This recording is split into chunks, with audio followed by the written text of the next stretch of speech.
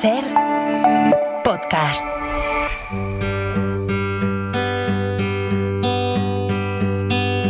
Fall is here, hear the yell, back to school, ring the bell, brand new shoes, walking blues, climb the fence, books and pens, I can tell that we are gonna be friends. I can tell that we are gonna be friends. Walk with me, Susie Lee, through the park and by the tree. We will rest upon the ground and look at all the bugs we found. Safely walk to school without a sound. Safely walk to school without a sound.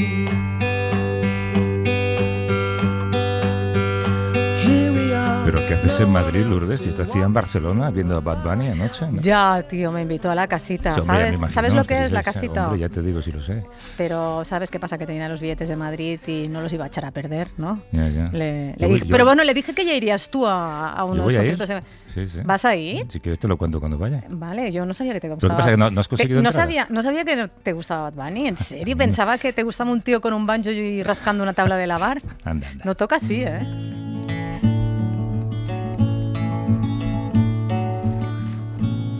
I hear the drizzle of the rain, like a memory. Las reivindicaciones son muy simples: la dignificación de la profesión laboral y recursos para que los centros y por tanto los estudiantes puedan estar en condiciones. Lo que buscamos es que se bajen las ratios, que se arreglen las infraestructuras de los coles afectados por la DANA, que se ponga calefacción y aire acondicionado en todos los colegios e institutos.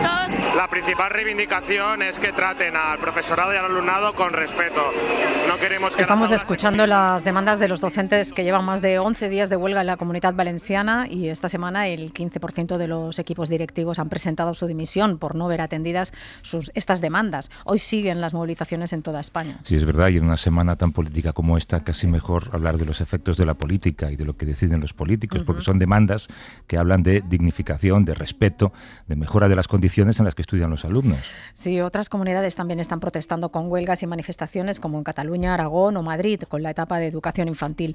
Están denunciando el deterioro del sistema educativo público cuando las necesidades son cada vez mayores y los retos que tienen que afrontar son cada día más complejos. Lo coreaban, ¿no? En algunas manifestaciones decían, sin recursos no hay educación. Sí, es que cuesta entender lo olvidada que está la educación en nuestro país, Javier, no tan solo en dotación presupuestaria, que también, sino en algo que va más allá, la consideración social. Yo creo que debería ser el colectivo profesional junto al sanitario mejor valorado, mejor considerado y tratado. No sé qué tal lo que dice de nuestro país. Yo creo que habla muy mal de nosotros como país, como sociedad, que esto no sea así. Es que ellos tienen el futuro de nuestros hijos y lo tienen en sus manos. Y aunque no se tenga hijos, es el futuro del país, es el futuro de todos. Bueno, que me pongo filosófica y no paro, pero... ¿Sabes qué? Hace poco, en una presentación de un libro, se me acercó una persona y me dijo, me gusta mucho su programa, pero hablan ustedes poco de los profesores y de la educación. Y es un déficit que seguramente tenemos todos los medios de comunicación y tenemos como país, ¿no? Es que tendría que ser como la profesión con mayor prestigio, porque les dejamos nuestros hijos desde los 0 a los 18 años.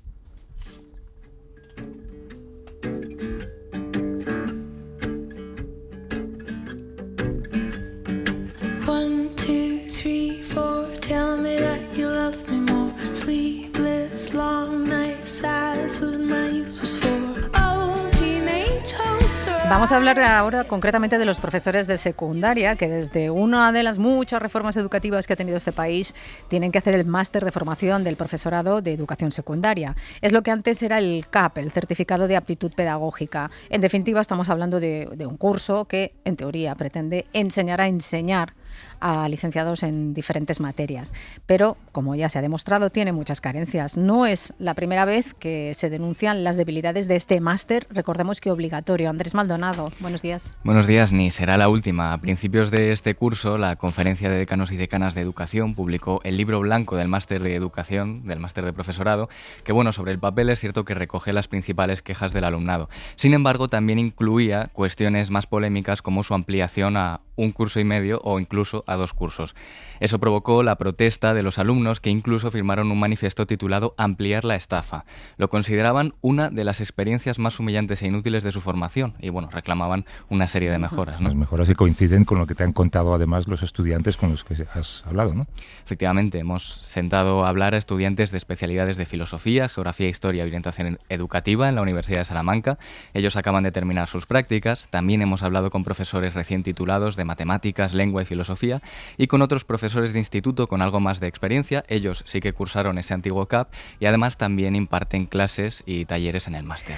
Pues gracias, Andrés, y si os parece vamos a empezar con una valoración general del problema que íbamos a escuchar a Sergio, Aarón, Álvaro, Andrea y María. Todos están haciendo actualmente ese máster. Es un máster que dicen que es habilitante, pero la única razón por la cual este máster es habilitante es porque te dan un título con el cual luego puedes opositar. No te habilita, no te forma. No hay un gran balance claro de que sirva para algo. Vemos que es un año en el que hacemos muchas cosas que pueden considerarse que están más bien de relleno que otra cosa. El máster es obligatorio. Si no fuese obligatorio, yo creo que a lo mejor no lo hubiese hecho. Si es puramente por la preparación, mira, si haces este máster que no es obligatorio, vas a salir siendo ya profesor. Pues no, aunque ese periodo de práctica sea quizá lo único que le salve. Creo que una de las principales razones a lo que se debe esto es que quienes te dan clases son profesores universitarios que no han tenido una relación demasiado extensa pues con centros reales. La última vez que vieron un centro de secundaria fue cuando ellos eran estudiantes. Y eso, claro, hace que nosotros tengamos más idea de cómo es un centro de secundaria que ellos, porque hace menos años que salimos de allí. Y yo, por ejemplo, sí que he tenido un par de profesores que dan clase en un instituto, en plan su trabajo principal es en el instituto, y se nota mucho más la forma en la que tienen en contarte las cosas, te traen experiencias, y al final es mucho más enriquecedor porque dices, esto sí es la realidad, no lo que me cuentan en la teoría. Tampoco nos han enseñado a programar, que es algo que necesitamos ya no solo para el aula, para pasar una oposición, que es a donde más o menos nos vamos a enfocar todos, porque nos han enseñado hacer una programación que ni siquiera atiende a lo actual de la legislación. O sea, la formación ha sido voluntaria, ha sido, aparte de las asignaturas que hay obligatorias en el máster, quien quisiera se podía apuntar a un cursillo adicional que te enseñaban a programar, ¿no? Pero claro, o sea, no lo incluyes en el currículo del máster, esto. Programar una asignatura y el temario y las actividades, ¿no? La mayoría de las personas se han metido en este máster para acabar trabajando y, por supuesto, eso implica que sepan programar. Y si tú consideras mucho más importante darme una asignatura como Sociología de la Educación, en la cual no sabemos exactamente muy bien qué se nos impartió, a enseñarnos a hacer una programación docente, bueno, no sé cuáles son esas prioridades ni quién las escoge. Yo, al hacer orientación y venir de pedagogía, prácticamente todo lo que me han contado es una repetición de la carrera. O sea, y ni siquiera han profundizado más. Es como que me cuentan lo mismo de otra forma, pero no voy más allá. Entonces yo no siento que haya aprendido. Igual reducir los contenidos y centrarte más en lo que es o adaptarte a la realidad. A mí, por ejemplo, de tema de necesidades educativas, me han casi leído el DSM-5 de los trastornos que pueden tener los niños. Vale, sí, yo ahora mismo me sé los criterios para diagnosticar a un niño TEA. Vale, pero es que ese diagnóstico ni siquiera lo hago yo, lo hace un médico. Dime cómo intervengo con él, que es la parte que verdaderamente me corresponde. ¿Cómo trato con ese niño? ¿Qué hago? ¿Qué metodologías? ¿Qué actividades? ¿Qué materiales? No, eso no lo he visto en el máster, pero el DSM, muy bonito. Es decir, están preparando profesores para que sepan dar clases en 1987, por ejemplo, ¿no? Sí. Parece mentira que se pretenda afrontar el futuro de la educación sin dar más peso a la práctica, que es lo que más van a necesitar a la hora de entrar en el aula como profesores. Vamos a escuchar ahora qué piensan los profesores, algunos como Rocío y Óscar, que viven la realidad como profesores en un centro de secundaria, y Ángel, que es director de un instituto, también profesor en el máster, con 34 años de experiencia. Nadie como ellos para apreciar la desconexión entre la teoría del máster y la realidad de las aulas. Es verdad que en el máster veo que falta el paso siguiente, es decir, tienes esos conocimientos y que te aplican, por ejemplo, te cuentan mucho pues, sobre contenidos criteriales, cómo hacer situaciones de aprendizaje y sobre todo, bueno, pues todas las nuevas cosas que tienes que ver en las clases, es decir, tú no solo impartes unos conocimientos, tienes que estar pendiente de la salud mental de los alumnos, de que haya una cierta cohesión en el grupo, de que haya compañerismo, respeto. Teóricamente están bien preparados, muy distantes, la sensación es que demasiada teoría luego no les conecta con una realidad y es aquí como si volvieran a empezar otro máster distinto. Entonces creo que no hay una conexión entre el máster teórico y el práctico y creo que estaría muy bien que hubiera más conexiones entre el profesorado, que somos los que realmente estamos con los chicos, y los profesores de la universidad que le dan el máster. Mira, lo primero que falta creo que es experiencia directa, porque cuando teorizas, cuando abordas todos los temas circundantes a lo que es la educación sin tener delante de ti la propia función llevada a la práctica, se queda demasiado en el aire, en mi opinión. No es lo mismo decir cómo hay que atender a la diversidad que demostrar cómo se hace. Yo creo que lo primero que falta en esa parte general es un contacto directo con la educación para no estar construyendo castillos en el aire. Y por eso luego los profesores salen a la calle, son profesores que se sienten alejados de la realidad, ¿no? Totalmente. La última reforma educativa pretendía afrontar retos de futuro y hacía especial énfasis en la atención a la diversidad, la inclusión de alumnos que ahora están en centros de educación especial y la salud mental de quienes acuden a sus aulas. Pero una vez más, la realidad del máster no acompaña. Nos habla ahora Andrea, que estudia en el máster de especialidad de orientación educativa, y Sergio en filosofía. Se piensan que esos problemas, entre comillas, los solucionamos nosotros. No, el niño está en su aula, el niño está con todos y cada uno de los docentes que pasan durante esa mañana con el aula, tienen que saber cómo tratarles. Que sí, que igual hay un caso de un niño que tú dices, siento que no se entera bien o que no atiende, vale, le mandas al departamento para que lo evalúe, veamos qué necesidades podemos encontrar. Pero es el docente el que tiene que tratar, el que tiene que hacer que los contenidos le lleguen, no puedes segregarlo y tenerlo al margen de, se encarga orientación de él. O sea, es la idea completamente contraria. Es en definitiva el docente el que está la mayor parte del tiempo con el muchacho. Lo que no es normal es que tengamos asignaturas en la parte general del máster de atención a la diversidad, que ni atención ni diversidad. Es decir, se fundamentan muchas veces en prolongar prejuicios, no proponen metodologías para conllevar ese tipo de trastornos, ese tipo de condiciones, no proponen metodologías realistas, como señalaba Aarón, nos proponían metodologías propias de niños de primaria. Es decir, que cuando un niño que tiene problemas de conducta se altera mucho en clase, le llevemos al rincón de la calma. Pero es que yo voy a darle clase a chavales de 16 y 17 años. No sé, que traten de tontos a los alumnos, sabiendo las edades a las que estamos haciendo referencia en este máster, que es de educación secundaria, yo creo que ya es un mal punto de partida. Y yo creo que nace fundamentalmente de la falta de experiencia. Lo que también he echado mucho en falta es todo lo relativo a la salud mental. Ni siquiera se ha mencionado en el máster que eso existe, que eso hay que atenderlo. Y a mí me ha pasado de estar en prácticas y que te llamen a la puerta del despacho y te entre una muchacha llorando moco tendido y tú tienes que saber cómo atenderla. Si es que no se puede hacer una reforma educativa con una serie de puntos específicos para actualizarla y que no estén actualizados en el máster obligatorio para los profesores. Eso también lo señalan los profesores de secundaria, tanto los que llevan 2 años de experiencia como Alex, como los veteranos, como es el caso de Rosa, que lleva 2 años jubilada. No, desde luego no siento que me hayan preparado para ello. Al final es un poco improvisación, intentar que la clase sea lo mejor posible y que estos alumnos disruptivos, digamos, no te armen un problema en clase y tiras para adelante con eso, porque creo que motivar a esta clase de alumnado es muy complicado. Sí, eso también nos pasa a nosotros al principio, cuando estás trabajando y te llega alguien de una problemática específica, que no sabes cómo. Sí, quizá debiera haber en la parte del máster a lo mejor formación por parte de algún psicólogo, incluso algún psiquiatra que te indicasen los modos, pero aún así firmemente creo que es insuficiente, que eres tú el que tienes que aprender del muchacho, de la muchacha, de todas las características que haya. Es que una vez que trabajas, y sobre todo una vez que has dejado de trabajar, que tienes perspectiva, te das cuenta de que no hay fórmulas, de que eres tú quien lo tiene que ir descubriendo. Pero es que no hay forma de enseñarlo. Es decir, te pueden dar todo un código de cómo tratar a los alumnos que tienen necesidades específicas y no te va a servir de nada. Sobre todo porque cada alumno es un mundo. Es un proceso constante de mirarlo, que te responda con la mirada, de ir conociendo sus gestos, de ir haciéndote su cómplice para lograr que él sea el tuyo. Y eso no se adquiere más que con la práctica.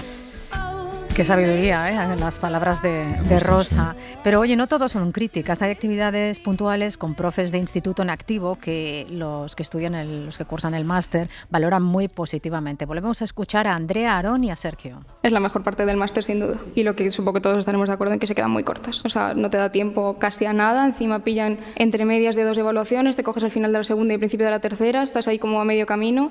Deberían ser muchísimo más largas. Si la parte teórica es tan mala, que la reduzcan y amplíen las prácticas, donde verdaderamente aprendes es de las prácticas, viendo el ejemplo de tu tutor, sea bueno o sea malo, porque lo haga y de todo, pero de lo malo aprendes y de lo bueno mucho más. Porque es cuando realmente puedes conocer a lo que te vas a poder enfrentar cuando realmente desempeñes el empleo al que tú tanto tiempo llevas queriendo llegar. Se reduce docencia es un trabajo práctico. Es como pretender que un mecánico aprenda más leyendo su libro de mecánica que yendo a un taller. O sea, los trabajos prácticos se aprenden y se desarrollan mejor si tienes una persona que lo está llevando a cabo delante de ti.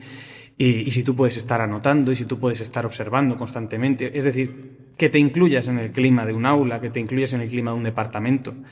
Pero no se puede pretender dar las bases de la educación en un contexto absolutamente disociado. Porque no se producen conocimientos de tanto valor como se pueden producir si estás en el propio contexto, ¿no? Inmerso allí, en el centro. Y es eso, cuando te traen, igual no el profesor de las asignaturas, pero cuando te traen algún profesor que sí que es de un instituto y te cuenta cómo es la realidad, yo creo que es la mejor parte del máster.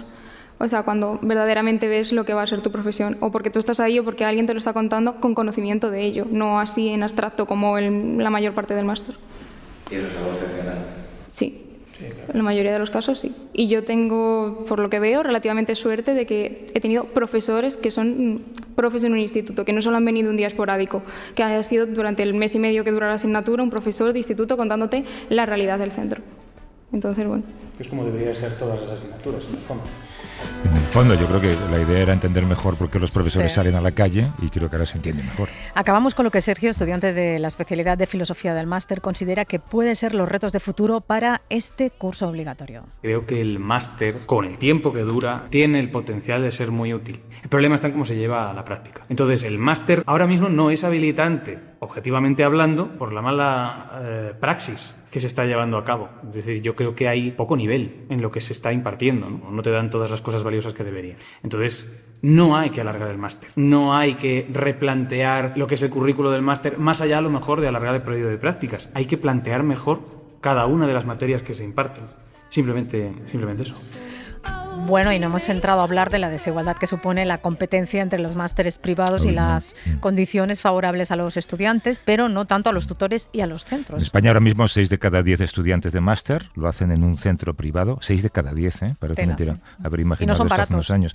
No vamos a abrir ese melón, no tenemos tiempo. No. Lourdes, es para otro programa. Antes estábamos escuchando a Rosa, profesora de instituto que lleva 2 años jubilada, que pone en valor la preparación específica para los futuros docentes, pero también otra cosa, la vocación que se debe tener para ponerse al frente de un aula. ¿Qué le dirías tú a un joven profesor que entra en esas aulas con toda esa energía y esas ganas que has comentado antes? Si no le gusta, que lo deje, porque a mí me parece la profesión más bonita del mundo. ¿Soy objetiva? Sí, yo creo que sí. Yo he disfrutado muchísimo, pero entiendo que si no lo disfrutas y no te gusta, es una carga. Pero si te gusta, ánimo, a por todas, que vayan aprendiendo de sus alumnos, disfrutando con ellos, aprendiendo de sí mismos, de los compañeros, y que lo vivan sin miedos, disfrutándolo.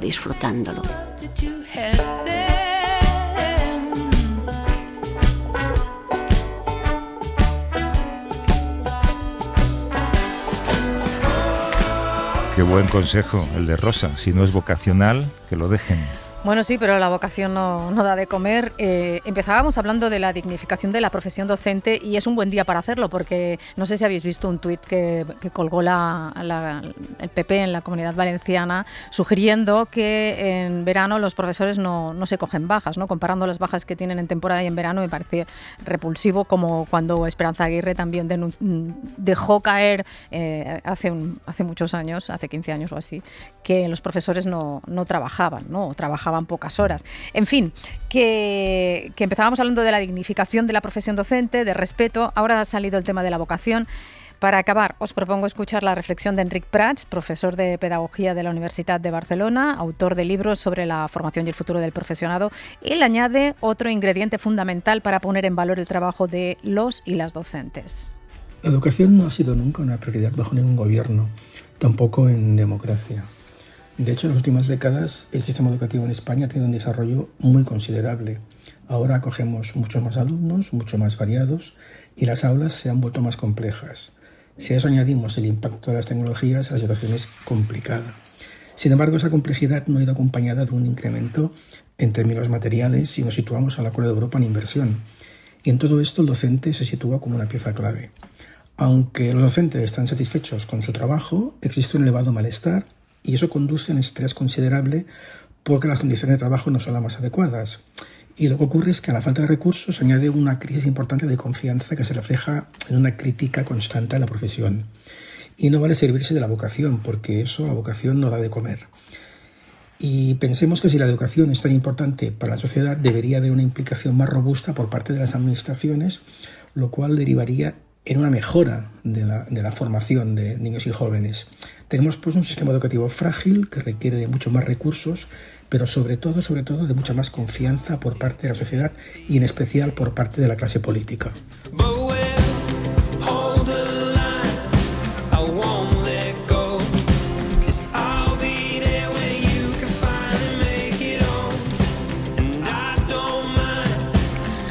Bueno, tenemos un largo sábado por delante. Tenemos además una parte del programa en directo a las 11 desde la sala de Movistar Arena. ¿Sí? ¿Vas a actuar? ¿Vas a cantar?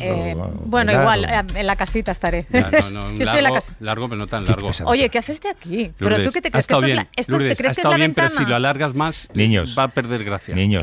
Mira, tengo un mensaje de Bad Bunny, que siguen en la casita que están esperando. Está recibiendo tu propia medicina. Para allá, puedes cortar los micrófonos de ellos, por favor. Cuando la actualidad, de hecho, se convierte en una broma pesada, menos mal que Javier Pérez Andújar se acuerda de cosas que realmente importan, como los artículos de broma que se vendían en los kioscos.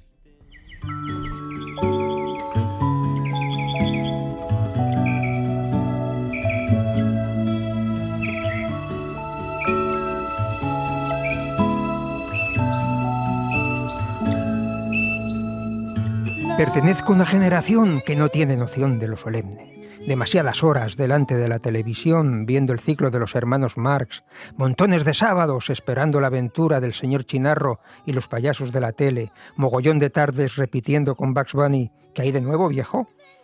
La irreverencia nos hace libres porque también tiene algo de verdad. No hay manera de huir de lo verdadero o nos va la marcha. Lo comprobamos cuando intentamos sentar la cabeza y acabamos escuchando a los comentaristas fachas para seguir riéndonos. Si de niño te has reído mucho, luego no hay manera de llenar ese hueco. Nunca se sabe si la risa es un premio de consolación o una victoria. De crío me aficioné a los artículos de broma. Estaban de moda el terrón de azúcar con la mosca dentro, los petardos para cigarrillos y las bombas fétidas. Con esos artículos se nos abrieron las puertas de la transición. El kiosco era un oráculo de Delfos lleno de profecías. Nos hablaba de terrones de azúcar que iban a darnos náuseas, de días de estallidos y de botes de humo. No hago literatura, y si la hago es para salvarme, porque hay épocas de la historia como aquella en que la literatura va en serio y las novelas sirven para cambiar la vida. Un día todo el mundo empezó a decir desencanto, y eso que no había hecho más que empezar la democracia. Así fue como la literatura vino otra vez en nuestro auxilio, y El desencanto fue título de una película increíble protagonizada por una familia de poetas. Los Panero. El desencanto es que te explote el cigarrillo que te ha pasado un amigo. Más tarde, no hace tanto, volvió la época de los sobres sorpresa y hoy estamos rodeados de bombas fétidas. Son bromas que nos han gastado siempre, pero ahora nadie friega el suelo. Siempre que hablo de responsabilidades me hago un lío.